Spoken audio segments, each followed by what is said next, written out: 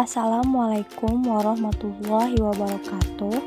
Perkenalkan, nama saya Dina Ramayana dengan NPM 291102818. Saya dari kelas 2B Teori Komunikasi.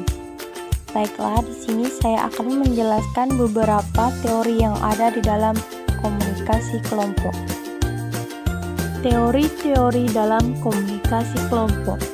Yang pertama ada teori keseimbangan, teori percakapan kelompok, teori sosiometris, teori pemikiran kelompok, dan yang terakhir teori perbandingan sosial. Sebelum membahas teori dalam komunikasi kelompok, saya akan membahas apa sih komunikasi kelompok itu. Nah, komunikasi kelompok adalah komunikasi yang berlangsung antara beberapa orang dalam suatu kelompok kecil seperti dalam rapat, pertemuan konferensi, dan sebagainya. Anwar Arifin 1984. Yang pertama yaitu teori keseimbangan. Teori ini dikemukakan oleh Heidegger yang menjelaskan bahwa sesuatu yang tidak seimbang akan menimbulkan ketidakselarasan dan ketegangan sehingga menimbulkan tekanan dalam hubungan. Keadaan seimbang akan muncul bila hubungan antara ketiganya memiliki sifat positif dalam berbagai hal atau jika terdapat dua sifat negatif dan satu positif. Semua kombinasi lain adalah tidak seimbang.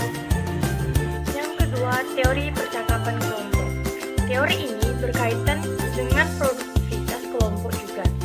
Upaya dalam mencapainya melalui masukan anggota variabel perantara dan keluaran anggota pasukan. Anggota ini dapat dilihat dari segi perilaku interaksi dan harapan yang bersifat individu dalam kelompok. Sedangkan variabel perantara lebih kepada struktur keanggotaan, kebijakan dan visi misi suatu kelompok. Untuk keluaran anggota ini merupakan suatu yang dihasilkan pada suatu kelompok. Yang ketiga yaitu teori sosiometris. Teori sosiometris ini adalah salah satu teori komunikasi kelompok yang dikemukakan oleh Moreno dan dikembangkan oleh Jennings dan para ahli lainnya. Teori ini berhubungan dengan daya tarik dan penolakan yang dirasakan pada suatu individu terhadap individu lain dengan adanya implikasi perasaan dalam pembentukan struktur suatu kelompok. Yang keempat yaitu teori pemikiran kelompok.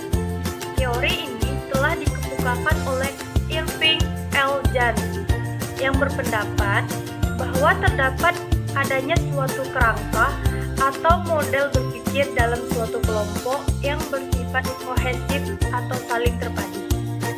Hal ini disebabkan oleh adanya situasi di mana suatu kelompok tersebut telah mengambil keputusan dalam kebijakan salah yang disebabkan oleh suatu tekanan, maka akan mengakibatkan turunnya efisiensi mental setiap individu dalam kelompok tersebut, sehingga terjadilah konflik dalam suatu kelompok karena terdapat perbedaan pendapat.